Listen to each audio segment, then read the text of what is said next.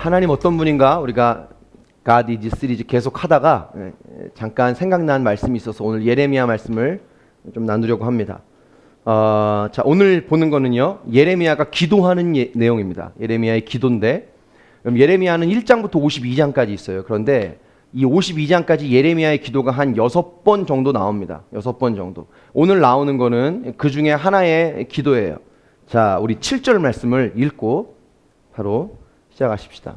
20장 7절 같이 한번 읽어볼까요? 시작. 여호와여, 주께서 나를 권유하심으로 내가 그 권유를 받았사오며 주께서 나보다 강하사 이기셨으므로 내가 조롱거리가 되니 사람마다 종일토록 나를 조롱하나이다. 자, 보여주십시오. 이 7절에서 우리가 알 수 있는 정보가 두 가지가 있습니다. 굳이 긴 설명을 하지 않아도 자, 이 7절부터 쭉 읽어가면 이 정보가 있어요. 자, 7절에서 우리가 알 수 있는 첫 번째 정보가 뭐냐면 예레미야 이렇게 말합니다. 하나님, 내가 사람들의 조롱거리가 되고 있습니다. 하나님, 내가 사람들 앞에서 지금 비방을 받고 있습니다. 비판을 받고 있습니다. 자, 무엇 때문인지 왜 그런지는 조금 있다가 우리가 보고요. 비방과 조롱을 받고 있는 거예요. 너무 지금 예레미야 공격당하고 있는 거죠. 자, 두 번째 우리가 이 7절에서 알 수 있는 정보는 뭐냐면 예레미야가 이렇게 기도합니다. 여호와여, 주께서 나를 권유하심으로. 자, 여러분, 권유한다는 말을 아시죠? 권유. 이렇게 합시다. 이렇게 권유하잖아요. 자, 하나님이 예레미야에게 뭔가를 권유한 겁니다. 좀 쉽게 얘기하죠. 하나님이 예레미야에게 뭘 시킨 거예요. 예레미야 이렇게 하지 않겠냐? 이렇게 시킨 거예요. 자, 이 두 가지를 통해서 우리가 알 수 있는 게 있어요. 자, 합쳐볼까요? 첫 번째 얘기와 두 번째 얘기. 하나님이 뭔가 예레미야에게 권유하고 예레미야에게 뭔가 시켰어요. 근데 그것 때문에 예레미야가 비방과 조롱을 받고 있다는 거예요. 무슨 말인지 이해가 되시죠? 하나님이 예레미야에게 뭔가를 부탁하셨어요. 예레미야 이렇게 하면 안 되겠니? 시켰어요. 근데 예레미야가 그 일을 순종해서 했는데 그것 때문에 비방과 공격을 받고 있는 거예요. 자, 그게 뭔지는 우리가 좀 이따 봅시다. 자, 근데 이 권유하다는 이 단어는 한국말하고 조금 달라요. 조금 다릅니다. 그냥 권유하다 이런 말이 아니라 이 히브리어로 찾아보면 파타라는 말인데, 파타. 이 파타라는 말이 무슨 말이냐면 이런 말입니다. 속였다 이런 말입니다. 거짓말하다 이런 말이에요. 자, 이게 무슨 말이냐면 보세요. 하나님이 예레미야에게 뭔가 시켰어요. 권유했어요. 여기까지는 우리가 이해하고 있는 한국말하고 의미가 똑같아요. 시켰어요. 권유했어요. 그래서 예레미야가 그 하나님의 말씀을 듣고 주님이 그렇게 말씀하셨으니까 되겠네요. 믿고 될 줄로 믿고 순종을 했어요. 했는데 그게 전혀 열매가 없어요. 하나님이 시켜서 그것이 될 줄로 믿고 그 일을 했단 말이에요. 근데 그게 전혀 열매가 없어요. 도리어 사람들의 비방과 조롱을 받는 거예요. 자, 그러니까 예레미야가 뭐라고 말하냐면 하나님, 저한테 거짓말 하신 거예요? 이런 느낌인 거예요. 저를 속이신 것 같아요. 제가 속은 것 같은 기분입니다. 이런 얘기를 하는 거예요. 파타. 하나님이 나를 속였습니다. 이런 거예요. 난 하나님의 말씀을 믿고 신뢰해서 순종했는데 왜 하나님 나에겐 열매도 없고 사람들의 비방과 공격만 있습니까? 그런 얘기를 하는 거예요. 여러분, 우리가 신앙생활하면서 종종 겪는 내용이에요. 우리가 말씀하신 대로 했는데 열매가 없는 거예요. 말씀하신 대로 주님을 믿고 따라갔는데 도리어 뭐가 되기는커녕 점점 더 암담해지고 깜깜해지고 어디로 가야 될지 모르겠는 거예요. 열매가 없는 거예요. 그때 우리 마음이 이런 거예요. 뭔가 속은 것 같은 기분이다. 그렇죠? 자, 우리 8절 말씀 볼까요? 8절. 같이 한번 여러분 읽어보실래요? 자, 시작.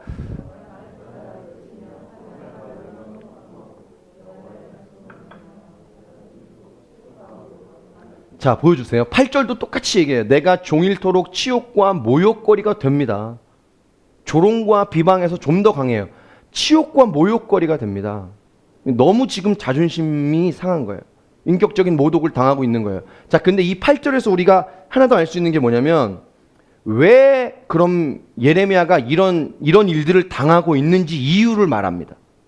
왜 그런 조롱과 수치와 치욕과 모욕을 당하고 있는지 그 이유를 말합니다. 자, 예레미야가 이렇게 말하죠. 내가 말할 때마다 외치며 파멸과 멸망을 선포했다. 예레미야가 멸망을 선포했다는 거예요.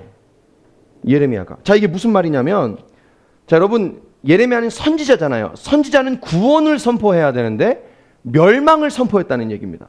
자, 이 얘기를 우리가 좀 알려면 예레미야에 대해서 우리가 조금 알 필요가 있습니다. 자, 여러분, 이스라엘이 두 개로 갈라지죠. 쪼개지죠. 자, 북이스라엘과 남유다로 쪼개집니다. 솔로몬 때 하나님 앞에 범죄했던, 우상 숭배했던 그 죄악으로 말미암아 그 다음에 북이스라엘은 여로보암을 하나님이 세우시죠. 자, 남유다는 솔로몬의 왕 르호보암이 되죠. 예, 다 아시잖아요. 예, 근데 제가 기억을 잘 하나 지금 저를 시험해 보고 계신 거잖아요. 목사님이 틀리나 안 틀리나. 예, 맞습니다. 여로보암, 르호보암. 자, 근데 이 하나님이 여로보암을 세웠을 때는 솔로몬이, 우리 그때 최진용 목사님 오셔서 말씀 나눴지만, 이 여자 하나 때문에 우상 숭배가 이렇게 다 들어온 거잖아요. 그 우상을 섬기지 않기를 바래서 이 여로보암을 북이스라엘을 따로 뗀 거예요. 근데 이 여로보암이 자기가 왕 되자마자 송아지 만들어 놓고 남유다 가서 사람들이 예루살렘 가서 제사할까봐 자기네 송아지 만들어 놓고 이게 우리를 애굽 땅에서 인도해낸 여호와다 이래가지고 이 우상을 섬기죠. 그래가지고 BC 722년에 북이스라엘이 멸망합니다. 아수르에게 멸망합니다. 자, 그리고 이 예레미야는 어느 시대 사람이냐면, 선지자냐면 이 남쪽 유다, 남쪽 이스라엘의 선지자인데, 특별히 언제냐면 이 남유다는 언제 멸망하냐면 바벨론에게 BC 586년에 멸망해요. 근데 그 586년에 멸망하기 전에 마지막 5 왕 때를 함께한 선지자예요. 마지막 5 왕. 그죠? 요시야, 여호아스, 여호야김, 여호야긴, 시드기야. 요 5명. 요 5명의 이 마지막 BC 586년에 이스라엘 예루살렘 성이 함락이 돼서 느부갓네살 왕에 의해 완전히 회파될 때까지를 눈으로 지켜본 선지자. 그래서 예레미야를 눈물의 선지자라고 말하는 거예요. 나라가 망하는 걸 자기가 끝까지 완전히 목도했으니까. 자, 이때 사역하던 선지자예요. 자, 근데 왜 멸망과 파멸을 선포했냐면 이때는 이미 하나님이 이스라엘을, 남유다를 바벨론에 의해서 심판하기로 결정해버린 거예요. 이미 돌아올 때가 늦은 거예요. 심판을 약속한 거예요. 그래서 예레미야는 그냥 시킨 대로 한 거예요. 하나님이 멸망과 심판을 선포하라고 하니까 그냥 시킨 대로 순종한 거죠. 당시 강국은 아수르였는데 이 아수르가 이제 막 쇠락하고 바벨론이 막 자라납니다. 하나님이 바벨론을 통해서 남유다, 남쪽 이스라엘을 깨닫게 하려고 하나님이 준비시킨 거예요. 어떻게? 그들이 쳐들어오면 바벨론에게 항복해라는 거예요. 그리고 70년의 시간을 내가 남유다, 이스라엘에게 주겠다는 거예요. 그 70년 동안 바벨론에 끌려가지만 거기서 내가 그 남은 자들을 통해서 내가 새 나라, 새로운 이스라엘을 내가 세울 것이다. 그들을 다시 모을 것이다. 조금 고통하고 어렵고 견디는 시간이 있지만 내가 그 이스라엘을 다시 세울 것이다. 그러니까 저 바벨론에 항복해라. 그런 얘기를 합니다. 회개만이 살 길이다. 그죠? 그런 얘기를 합니다. 심판의 눈앞에 있다. 이 얘기를 전한 거예요. 자, 그런데 이스라엘 백성이 안 듣는 거죠. 유다 백성이 듣지 않습니다. 특별히 거짓 선지자들이 많았는데 거짓 선지자들이 괜찮을 거야, 잘 될 거야 이런 얘기를 하죠. 평안할 거야. 그것만 즐겨 듣고 예레미야의 얘기는 듣지 않습니다. 그리고 정치적으로는 이 애굽이란 나라가 밑에 있는데 이 애굽을 의지합니다. 바벨론이 쳐들어오니까 이 애굽이랑 어떻게 잘 해가지고 이 바벨론을 좀 몰아내 보려고 합니다. 근데 하나님의 뜻은 뭐죠? 이 바벨론에 그냥 항복하는 거예요. 순종하는 거예요. 그러니까 하나님의 뜻과 전혀 반대되는 이 그림으로 이 이스라엘 남유다가 가고 있는 거예요. 그러니까 사람들이 예레미야를 싫어할 수밖에 없어요. 나라의 멸망을 얘기하니까. 심판이 온다고 얘기하니까. 그죠? 얘기가 무시무시하잖아요. 그래서 아무도 이 예레미야를 좋아하는 사람이 없어요. 자, 그래서 예레미야가 겪은 고난이 어마어마합니다. 뭐 매를 맞는 거는 무지기수고요. 뭐 토굴에 갇히고 구덩이에 갇히고 시위대 뜰 안에 갇히고 뭐 감옥에는 뭐 수도 없이 가죠.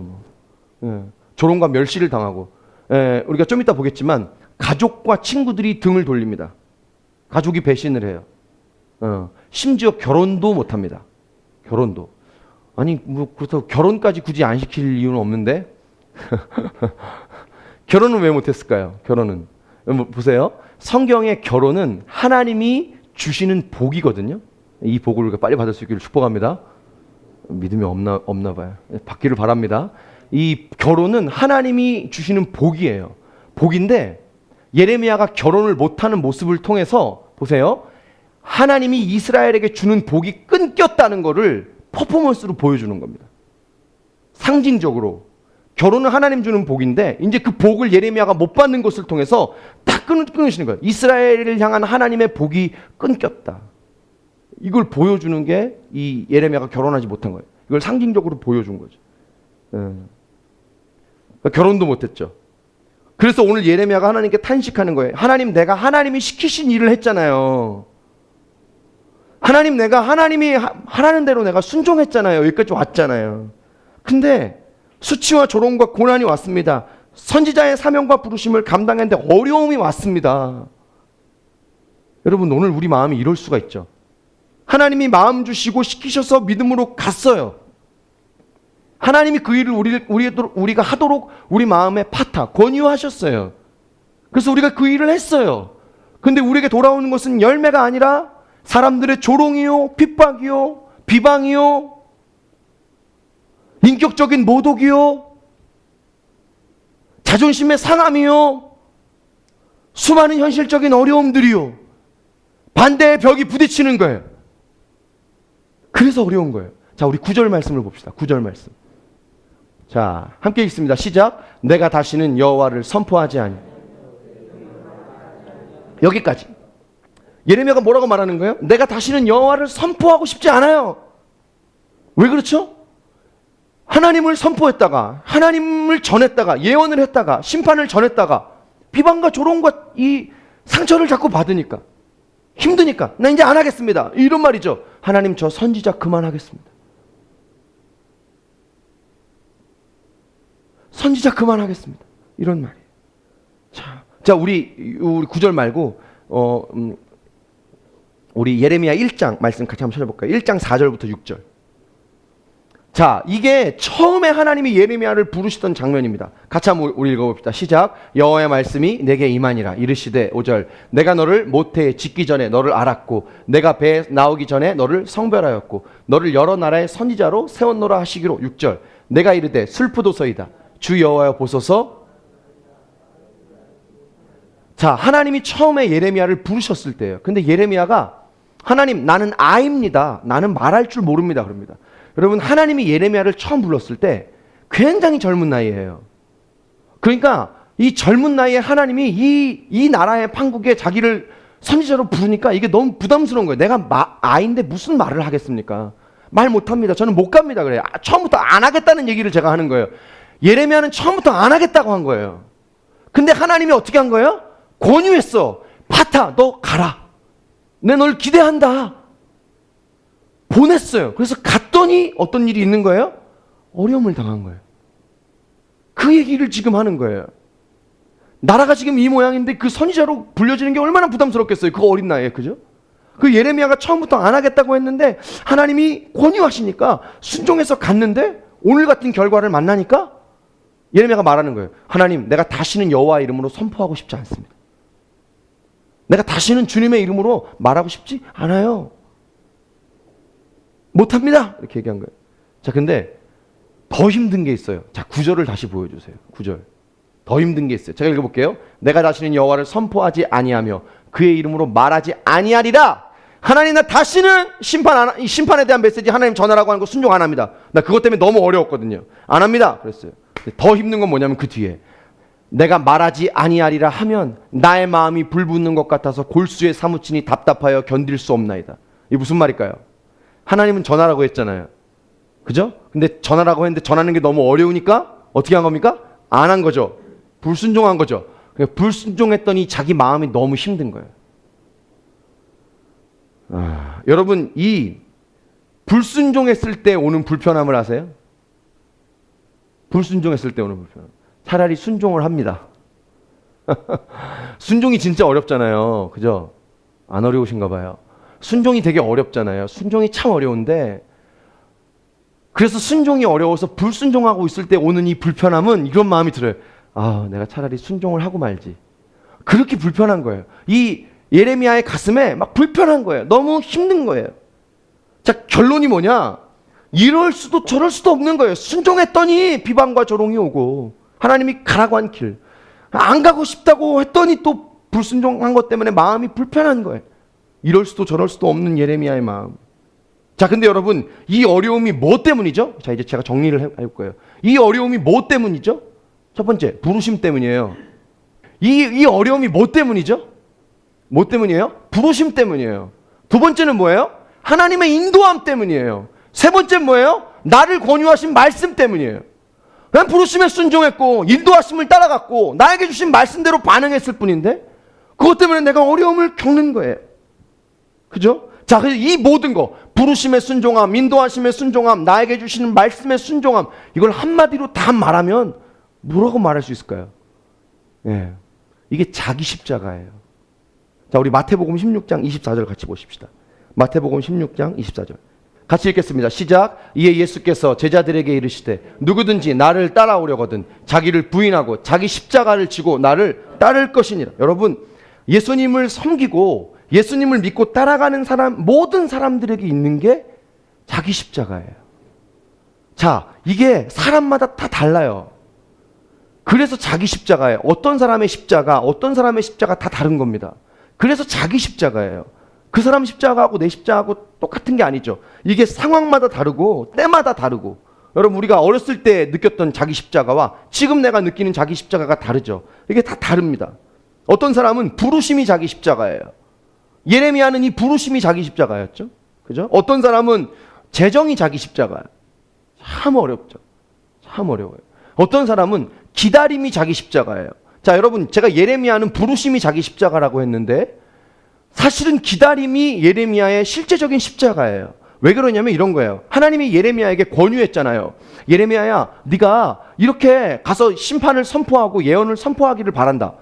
그러면 주님 그렇게 믿고 순종했어요. 가서 전했어요. 그럼 두 가지 중에 하나는 일어나야 돼요. 첫 번째, 이스라엘 백성이 빨리 돌아오든지, 그렇죠?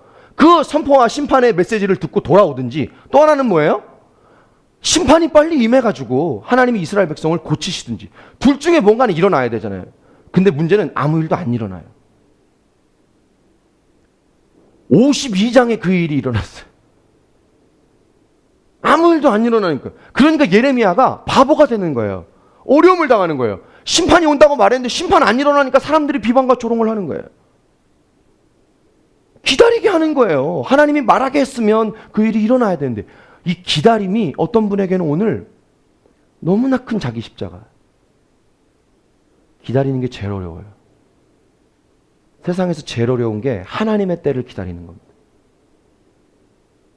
너무 어렵죠. 기다림이에요. 어떤 분들은 자기 연약함, 성품, 관계, 이게 우리 자기 십자가예요. 자, 그러나 다 다르지만 모든 예수 믿는 사람들에게, 예수님을 따라가는 사람들에게 동일하게 있는 게 뭐냐면 자기 십자가예요. 자기 십자가. 자, 여러분, 이 자기 십자가가, 자, 보세요. 은혜가 충만할 때는 괜찮아요. 자, 근데 이 자기 십자가가 현실의 문제와 만나면 어려워요. 현실의 문제와. 자, 여러분, 저를 보세요. 저를 보세요. 여러분, 마가복음 9장에 보면 제가 예전에 비슷한 얘기를 한번 한 적이 있어요. 한번. 여러분, 마가복음 9장에 보면 예수님이 베드로와 요한과 야고보를 데리고 산에 올라가십니다. 기도하세요. 영광스러운 모습으로 변형됩니다. 변화산 사건이죠. 변형돼요. 예수님의 막 엄청 아름다운 영광스러운 모습으로 변합니다. 거기서 이 제자들, 그 3명 같이 올라간 제자들이 천국을 잠깐 봐요. 모세가 나타나고요. 엘리야가 나타나요. 너무 좋은 거예요. 잠깐 거기서 천국을 봅니다. 자, 그래서 그때 베드로가 뭐라고 말하냐면 이렇게 말합니다. 여기가 좋사오니, 여기 초막셋을 져서 하나는 엘리야에게, 하나는 모세에게, 하나는 주를 위하여. 너무 좋은 거예요. 그러니까 이 말을 좀 현대적으로 바꾸면 이런 말입니다.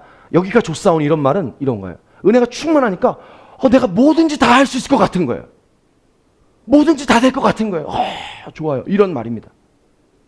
자, 그런데 예수님이 마가복음 나중에 찾아보세요. 9장 14절 이후로 데려오면 영광스러운 그 모습을 뒤로 한 채 제자들을 이끌고 산 밑으로 내려옵니다. 산 밑에 무슨 일이 있냐면 나머지 제자들이 있고 그 나머지 제자들에게 어떤 한 부모가 귀신 들린 자기 아이를 데리고 오는데 얘는 귀신 들려져가지고 물에도 넘어지고 불에도 넘어지는 애예요. 얘를 데리고 오는데 얘를 못 기도했는데 얘를 낫게를 못해요. 나머지 제자들이. 그래서 예수님이 이 얘를 고쳐주거든요.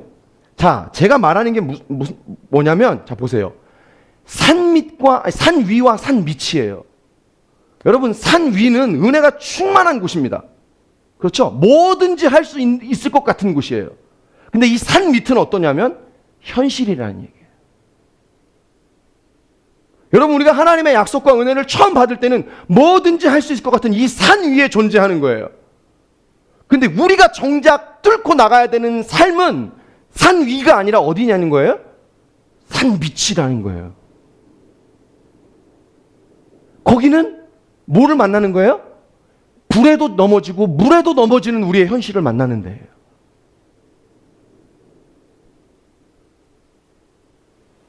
자, 뭐든지 할 수 있을 것 같아요. 베드로가 말합니다. 여기에 초막셋을 짓고 여기가 좁사오니. 자, 이 말을 또 현대적인 말로 바꾸면 이런 거예요. 와, 나 이 은혜면 예수님이면 진짜 충분할 것 같아. 사랑하는 여러분, 우리가 이렇게 다 신앙생활을 시작해요. 그렇죠? 예수님을 다 이렇게 만나요. 우리가 그럴 때가 있었잖아요. 은혜면 충분해.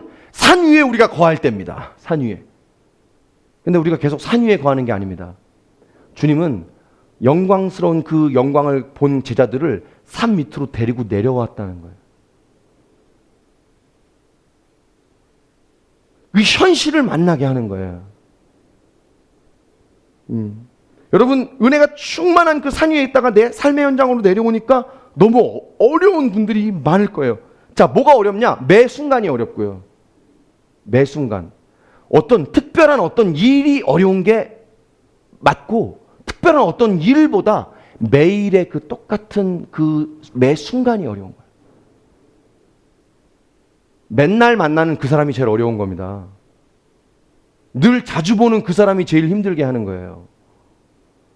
맨날 만나는 그 현장이 우리를 어렵게 하는 거예요. 자, 물에도 넘어지고 불에도 넘어집니다. 자, 제일 힘든 건 뭐냐? 나의 믿음의 현주소를 만난다는 거예요. 아, 나는 산 위에 있을 땐 다 할 수 있을 것 같은데 내려오니까 이게 장난이 아니구나, 이게. 이때 어려운 거죠. 자, 오해하지 마세요. 은혜가 현실을 못 이긴다는 말이 아닙니다. 결국은 이기는 줄로 믿습니다. 이기는데 이기기 전까지의 그 과정의 현실을 말하는 거예요. 자, 그래서 우리가 현실에서 찬송가 여러분 그거 아세요? 저 높은 곳을 향하여 날마다 나아갑니다. 이게 무슨 말이에요? 내 오늘 이 산 밑의 현실이 너무 척박하고 힘드니까 뭘 보고 사는 겁니까? 저 높은 곳 보고 사는 겁니다. 그 산 위에서 받았던 그 은혜 있잖아요. 주님이면 충분할 것 같았던, 은혜면 뭐든지 가능할 것 같았던, 그거 바라보고 사는 거죠. 여러분, 이 자기 십자가가 현실을 만나면 너무나 어렵습니다. 오늘 현장에서 자기 십자가를 지고 살아가는 현실적인 삶과 문제들 때문에 고통하는 분들이 많을 거예요. 자, 그런데 그 사람들이 보세요. 기도를 안 해서 그런가? 어떻게 생각하세요? 어떻게 생각하세요? 내가 여기서 누구를 어떻게 생각해? 이렇게 이름을 부르면 그 사람이 기도 안 하는 것 같죠? 자, 어떻게 생각하세요? 그 자기 십자가를 지고 가는 그 현실에서 어려움을 겪는 사람이 기도를 안 해서 어려운 거예요? 말씀을 안 봐서 어려운 겁니까? 그럴 수도 있죠. 뭐 기도 안 해서 어려울 수도 있고 말씀 안 봐서 어려울 수도 있겠죠. 근데 꼭 그렇지만은 않다는 데 중요해요. 뭐냐? 기도하고 말씀 보는 사람도 자기 십자가는 어렵습니다. 그래서 우리가 결과만 가지고 말하면 안 되는 거예요. 어떤 사람이 자기 현실의 문제 너무 어려워해. 너 기도 안 하는구나. 이렇게 말하면 안 돼요. 왜냐하면 기도하는 사람도 자기 십자가는 어려운 거예요. 기도하는 사람도. 자, 오늘 예레미야가요. 이 자기 십자가가 현실과 만나면 어렵다고 그랬잖아요. 이 예레미야가 만난 현실이 몇 가지 있어요. 그거 제가 몇 가지 나누고 오늘 마칠 겁니다. 첫 번째, 예레미야가 자기 십자가를 지고 이 선지자적인 부르심을 가지고 자기가 만난 현실의 어려움이 뭐였냐면 첫 번째는 인간적인 갈등입니다. 인간적인 갈등. 자, 왜 인간적인 갈등이 있었냐? 자, 여러분 잘 생각해 보세요. 예레미야가 지금 바벨론에 항복하라고 그러는 거잖아요. 그죠? 바벨론에 항복하라고. 여러분 이걸 우리가 잘 생각해 봐야 돼요. 우리나라를 쳐들어오는 나라에 항복하라고 말하는 거예요. 이해가 되죠? 자, 우리나라를 지금 어떤 나라가 쳐들어왔는데 제가 이 앞에 강단에서 여러분들에게 그 나라에 항복하시라고. 그게 주의 뜻이라고. 자, 예레미야가 만난 현실적인 자기 십자가가 뭘까요? 매국노 취급당한 겁니다. 일본이 쳐들어왔는데 일본한테 항복하라고 뭐 이렇게 말하는 거잖아요. 그렇죠. 매국노 취급을 당한 거예요. 자, 근데 여러분 보세요. 이게 왜 인간적인 갈등이냐? 선지자로는 그렇게 사는 게 맞는 거예요. 그죠? 하나님이 시킨 말을 하는 거니까. 그러나 이게 인간적으로는 못할 노릇이잖아요. 여러분, 목사가 하나님이 시킨 일은 맞는데 인간적으로는 못할 일이 있어요. 있습니다. 목사로의 부르심은 맞는데 인간적으로는 못할. 그러니까 이게 두 가지가 갈등이 일어나요. 여러분, 오늘 하나님이 여러분에게 어떤 일을 권유하사 가도록 하셔서 그것은 맞지만 이게 인간적으로는 못할 노릇이다. 이런 일이 우리 가운데 있죠. 자, 두 번째 현실적인 어려움은 뭐냐면 우리 10절 말씀을 같이 한번 볼까요? 10절. 자, 우리 같이 한번 읽겠습니다. 시작. 나는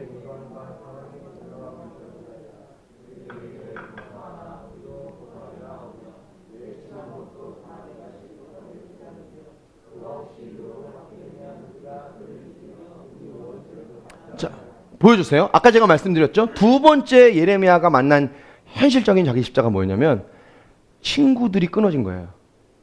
친구 관계가 끊어진 겁니다. 하나님이 가라고 해서 갔어요. 순종해서 갔는데 친구 관계가 끊어졌어요.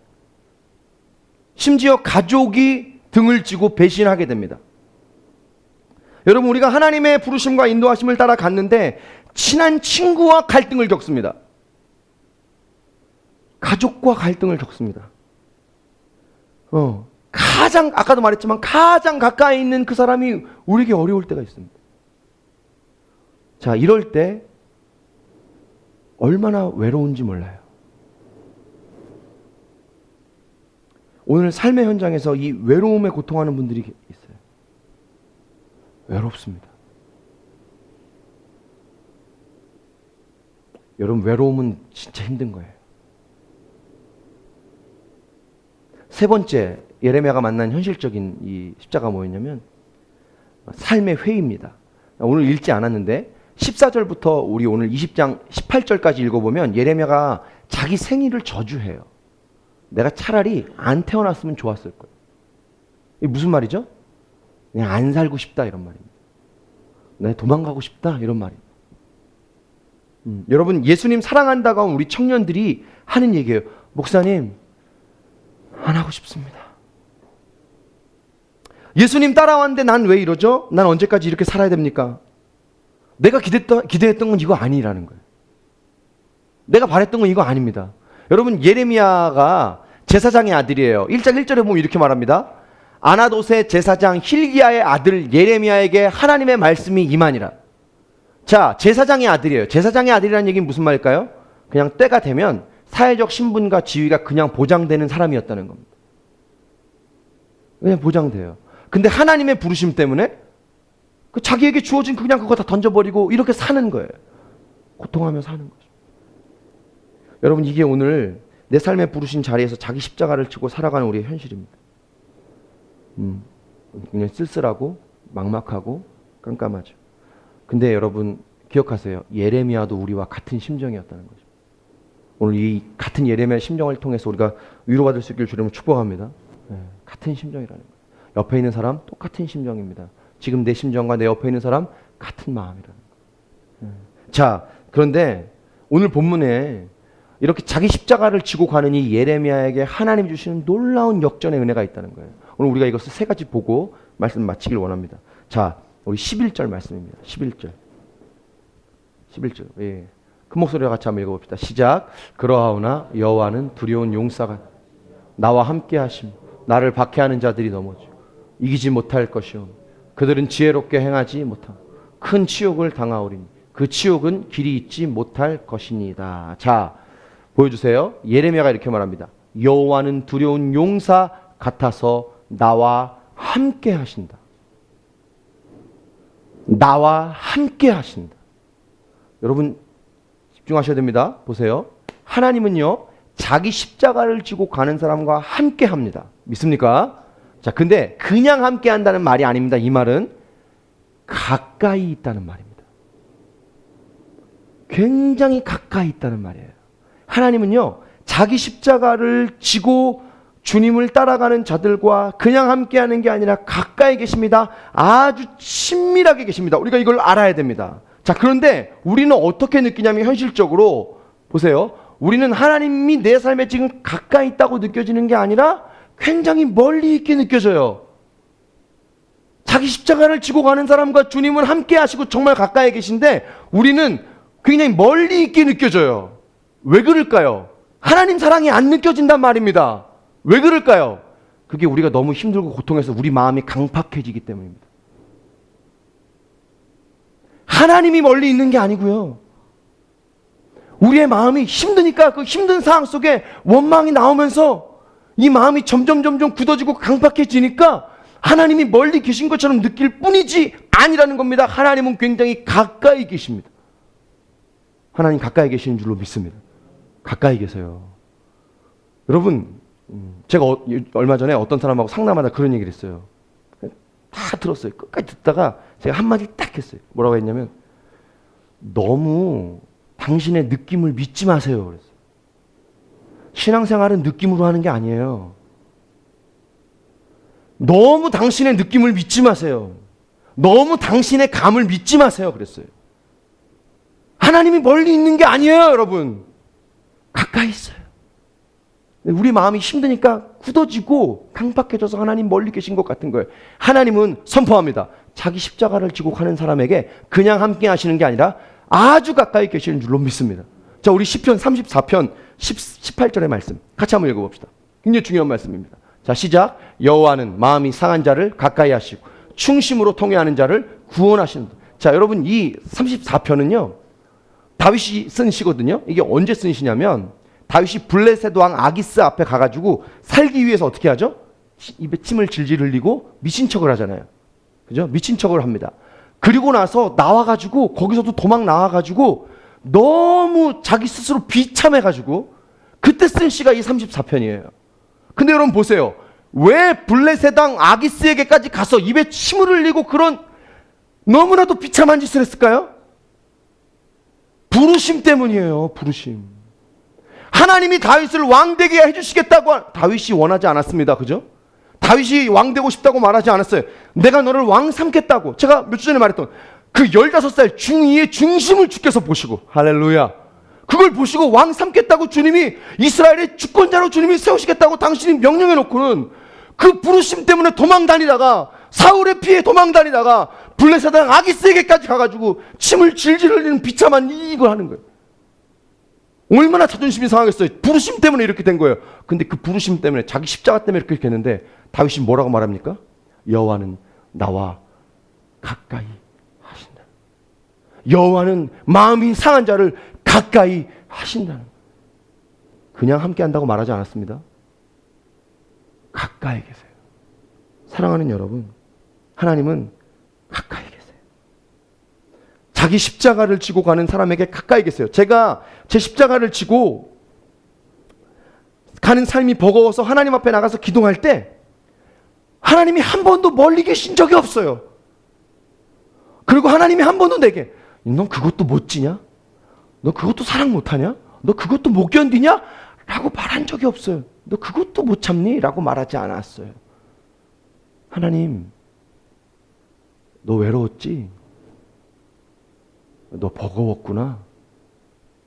너 어려웠구나. 감당이 안 됐구나. 하나님 가까이 우리 영혼에 찾아오시죠. 사랑하는 여러분, 가까이 계신 이 하나님을 우리가 만날 수 있길 주님을 축복합니다. 멀리 계시지 않아요. 가까이 계세요. 두 번째, 자기 십자가를 지고 가는 자에게 주시는 위로가 뭐냐면, 자, 오늘 11절 12절 제가 다시 한번 읽어볼게요. 제가 읽어볼게요. 그러하오나 여호와는 두려운 용사 같으시며 나와 함께 하심으로 나를 박해하는 자들이 넘어지고 이기지 못할 것이오며 그들은 지혜롭게 행하지 못함으로 큰 치욕을 당하오리니 그 치욕은 길이 잊지 못할 것이니이다. 12절 의인을 시험하사 그 패부와 심장을 보시는 만군의 여호와여 나의 사정을 주께 아뢰었사온즉. 자, 이 제일 중요한 말이 그 뒤에 나옵니다. 주께서 그들에게 보복하심을 나에게 보게 하옵소서. 자, 예레미야가 말합니다. 자기에게 조롱하고 공격하는 자들을 어떻게 한다는 거죠? 하나님이 보복하신다. 하나님이 심판하신다 이거죠. 그죠? 하나님이 싸워 주신다는 거예요. 자, 여러분, 자기 십자가를 지고 가는 사람들에게 하나님 주시는 위로가 뭐냐면 이겁니다. 십자가는 네가 지는 게 아니라 내가 지는 거다. 여러분, 십자가는 우리가 지는 게 아니라 주님이 지시는 거예요. 자, 우리는 이렇게 생각하죠. 자기 십자가를 지고 나를 따라와라 이렇게 말하니까 내가 져야 될 것 같아요. 자, 굉장히 중요한 말이 있어요. 우리가 그 십자가를 져야 될 것 같아요. 맞습니다. 우리가 지는 겁니다. 그러나 실상은 우리가 지는 게 아니라 주님이 지시는 겁니다. 우리가 지는 게 맞아요. 그죠? 근데 실상은 그 십자가는 누가 지는 거예요? 주님이 지시는 거예요. 자, 이해가 되세요? 이해가 되세요? 내가 지는 게 아니에요. 한 번씩 제가 목회자로 여러분의 리더로 최선을 다해서 십자가를 져야 된다. 저는 그렇게 생각하니까 열심히 살아야 되니까 십자가를 근데 제가 잘 견디는 게 아니에요. 잘 못 견뎌요. 제가 약하니까. 그래서 힘들죠. 근데 하나님 앞에 그래서 나가면 반복해서 깨닫는 게 있어요. 그게 뭐냐면 또 내가 지려고 했구나. 또 내가 지려고 했구나. 두 번째 깨닫는 게 뭐냐면 이런 거예요. 내가 여기까지 지고 온 게 아니구나. 주님이 지셔서 내가 여기까지 왔구나. 여러분, 우리가 져서 여기까지 온 게 아니에요. 누가 져서 여기까지 온 거예요? 주님이 져서 여기까지 온 겁니다. 십자가는 우리가 지는 게 아니라 누가 지는 거예요? 주님이 지시는 거예요. 자, 우리가 왜 우리 십자가 어려운가? 십자가는 어려운 거니까. 근데 왜 어려운가? 내가 지니까. 우리가 지기 때문이죠. 자, 우리 마태복음 11장 28절에 30절. 우리가 너무 좋아하는 말씀이죠. 같이 한번 28절 읽어보겠습니다. 시작. 수고하고 무거운 짐진 자들 다 내게로 오라. 내가 너희를 쉬게. 자, 짐을 내려놓으라고 합니다. 자, 근데 29절 30절에 정반대 얘기를 해요. 자, 같이 읽습니다. 시작. 나는 마음이 온유하고 겸손한 나의 멍에를 메고 내게 배우라. 그리하면 너희 마음이 쉼을 얻으리니 이는 내 멍에는 쉽고 내 짐은 가벼움이라. 29절 다시 보여주실래요? 나는 마음이 온유하고 겸손하니 나의 멍에를 메고 내게 배우라. 자, 이게 무슨 얘기하죠? 방금 전에 예수님이 그러셨잖아요. 수고하고 무거운 짐을 내려놓으라고 그랬어요. 근데 그 다음 말을 쓰면 뭐라고 나오냐면 나의 멍에를 메랍니다. 아니, 내려놓으라고 했다가 메라고 하는 이 얘기는 또 뭐예요? 내 멍에를 메고 내게 배우라. 그리하면 너희 마음이 쉼을 얻으리니 30절. 내 멍에는 쉽고 내 짐은 가벼움이라. 아니, 방금 수고하고 무거운 짐 내려놓으라고 하더니 다시 매라는 건 무슨 말일까요? 여러분, 이게 이런 거예요. 우리가 주님 앞에서 우리의 짐을 내려놓는 거는 사실은 짐 지는 법을 배우는 겁니다. 짐을 지는 법, 이걸 배우셔야 됩니다. 무슨 짐 지는 법이냐? 내 방법으로 그 짐을 지면 그 십자가가 너무 무거운 거예요. 이해하세요? 근데 내 방법으로 그 십자가를 지는 게 아니라 이제 주님의 방법, 주님의 멍에로 그 십자가를 지는 법을 배우는 겁니다. 그 십자가를 지니까 쉬운 겁니다. 그러니까 수고하고 무거운 짐을 내려놓는다는 말은 주님의 방법으로 그 십자가를 지는 법을 배우는 겁니다. 자, 우리가 십자가를 지는 방법은 한 가지입니다. 내가 지는 게 아니라 누가 지는 거라고요? 주님이 지시는 거라고요. 할렐루야. 그럼 가볍다는 거예요. 자, 그러면 주님이 지신다는 말이 뭘까요? 십자가는 내가 지는 건데. 간단해요. 은혜로 지는 겁니다. 은혜가 내 삶에 부어지면 내가 십자가를 지지만 현실적으로 내가 그 십자가를 매지만 메고 있는 것 같지 않은 겁니다. 누가 내 십자가를 뒤에서 잡아주고 있는 것 같은 겁니다. 가벼운 것입니다. 주님의 방법으로 십자가를 맨 겁니다. 실은 내가 들고 있는 게 아니라 누가 그 십자가를 지고 있는 거죠? 주님이 들고 계시는 줄로 믿습니다. 여러분, 이 방법을 배우는 거죠. 이게 은혜의 방법이죠.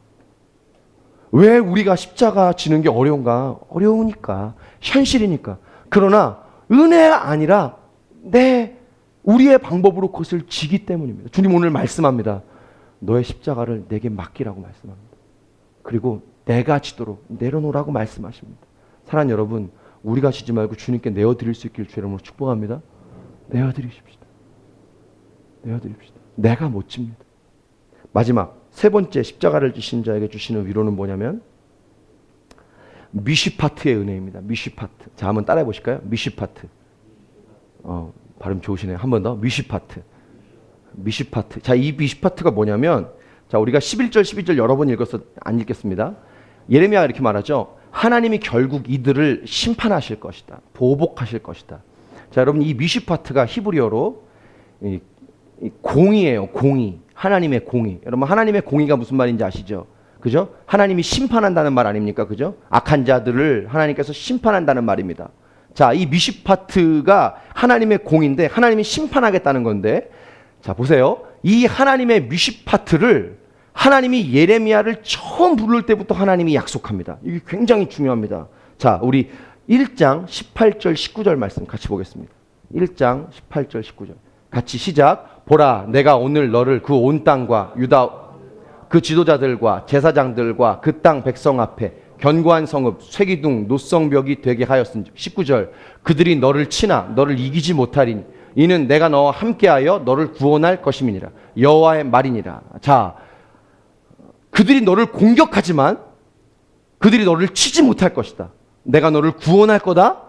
내가 심판할 거다. 하나님이 처음에 예레미야를 부를 때 이 하나님의 미슈파트를 약속해요. 그러니까 걱정하지 말라는 거죠. 너 공격당하면 내가 가서 너를 구원해 줄 거고 내가 심판할 거고 내가 너를 구원해 줄 거니까 걱정하지 말라고 하나님이 이 미슈파트를 처음에 예레미야 부를 때 약속을 합니다. 자, 그런데 오늘 이 미슈파트를 보세요.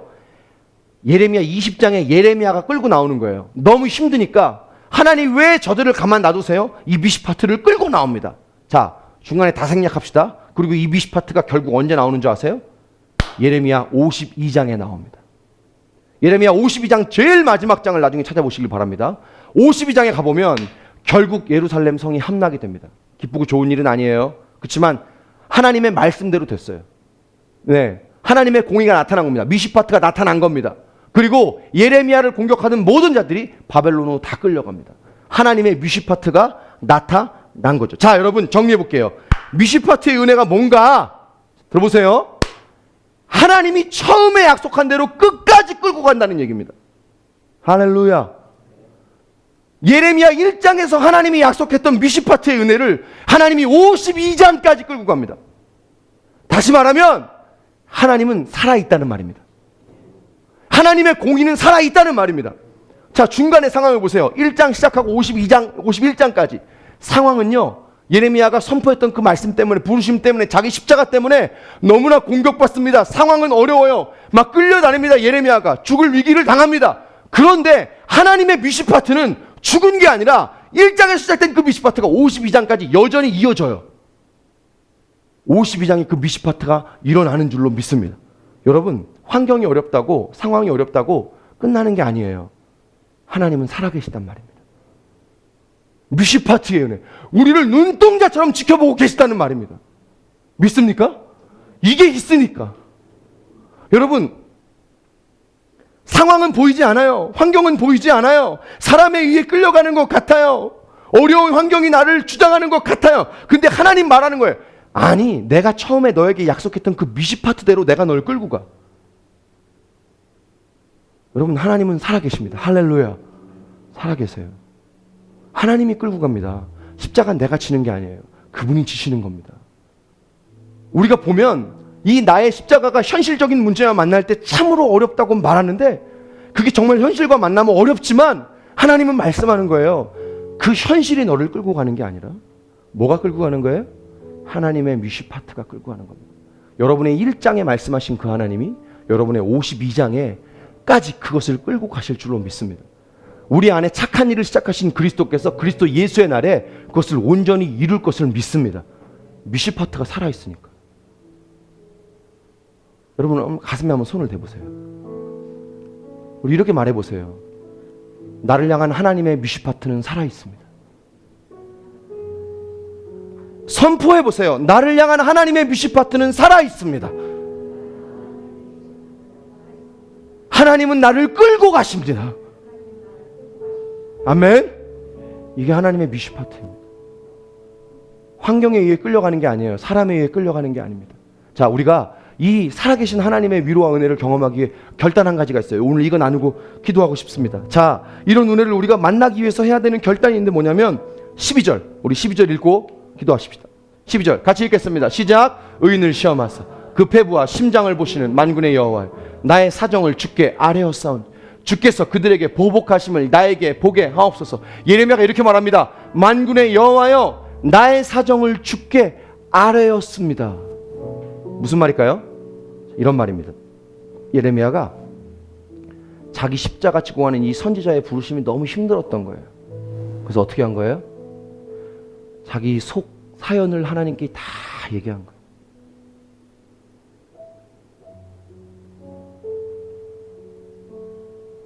그랬더니 십자가를 지고 가는 예레미야를 향한 주님의 미시파트예요. 그분이 져주시는 그 은혜가, 가까이 계시는 그 하나님이 예레미야를 만나주신 겁니다. 여러분, 이 명절에 잘 오셨습니다. 우리 기도할 때 이렇게 기도할 건데요. 보세요. 오늘 여러분의 각자 삶에 여러분이 져야 되는 그 십자가가 버거웠을 겁니다. 되게 무거웠을 겁니다. 근데 그 사정을 주님께 좀 말해주세요. 이렇게 첫 번째, 주님 저 뭐 때문에 힘들었다고. 두 번째, 하나님 저 어떤 사람 때문에 힘들었다고. 고자질하는 거 아니에요. 이르는 거 아니에요. 그 말 해야 살아요. 저도 어제 밤에 하나님 앞에 나와서 소리 지르고 기도했어요. 살아나요. 내 짐이 너무 버거운데, 무거운데 살아나요. 여러분, 우리 같이 사십시다. 사십시다. 제가 그 어떤 목사님 얼마 전에 한번 만나가지고 얘기하다가 그 목사님 전후 좌우 문맥과 상관없이 그 목사님의 한마디가 저의 가슴을 꽝 쳤어요. 그게 뭐냐면 이런 말입니다. 뭐 제가 그 컨텍스트를 다 여러분에게 얘기할 수는 없고, 목사 혼자 앞에서 좋았다가 나빴다가 그거 소용없는 거야, 이렇게 얘기하는 거예요. 이게 무슨 말이냐면, 저는 어떻게 들렸냐면, 여러분 저 혼자 은혜 뜨겁고 막 저 혼자 또 식어, 이게 아니라 여러분 우리 같이 살아나기를 주 이름으로 축복하는 것입니다. 같이 살아납시다. 오늘 여러분 뭐 때문에 힘들었다고 주님께 얘기해 보세요. 주님, 왜 나에게는 이런 십자가 주셔서 이거 어렵죠? 왜 나에게는 이렇게 기다리게 하시죠? 나 누구 때문에 어려웠어요? 제일 가까웠던 사람에게 힘들었던 거, 가족에게 힘들었던 거 얘기하세요. 주님께 말씀하세요. 주님이 그때 우리 십자가를 대신 져주시는 줄로 믿습니다. 미시파트의 은혜가 살아있는 것을 주님 우리 마음 가운데, 심령 가운데 다시 한번 깨닫게 해주실 줄로 믿습니다. 믿습니다. 같이 우리 기도하십시다. 같이 한번 자리에서 일어나십시다.